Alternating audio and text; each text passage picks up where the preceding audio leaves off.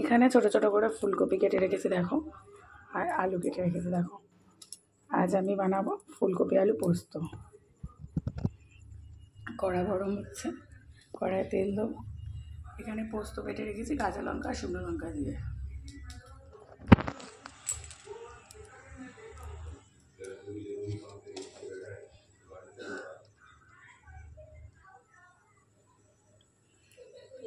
তেলটা একটু বেশি পরিমাণে পড়বে।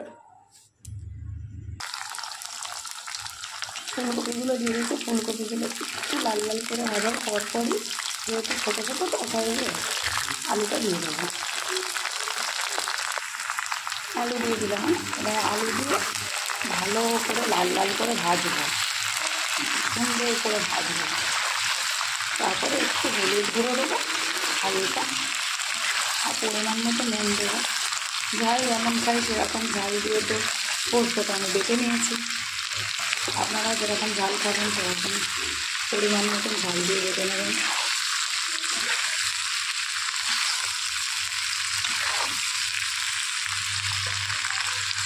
এই দেখো পোস্ত বাটা,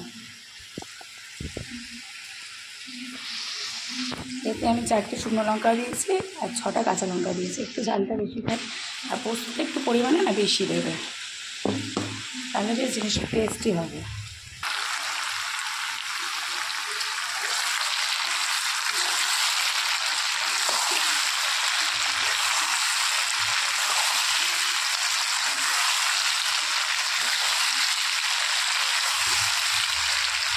এবার আমি দিয়ে দেবো একটু হলুদ।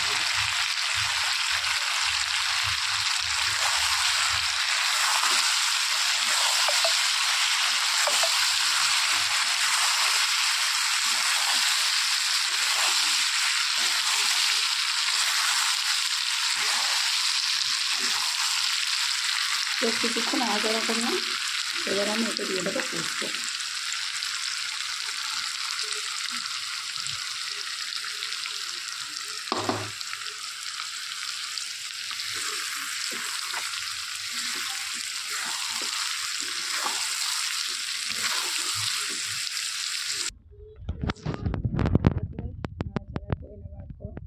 আমি জল দিয়ে দিয়েছি,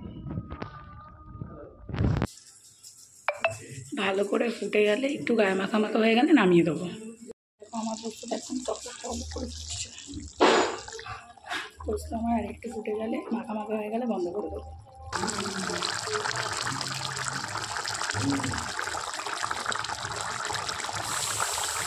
খুব সুন্দর গন্ধ বেরোচ্ছে, আলু ফুলকপি পুরো সেদ্ধ হয়ে গেছে।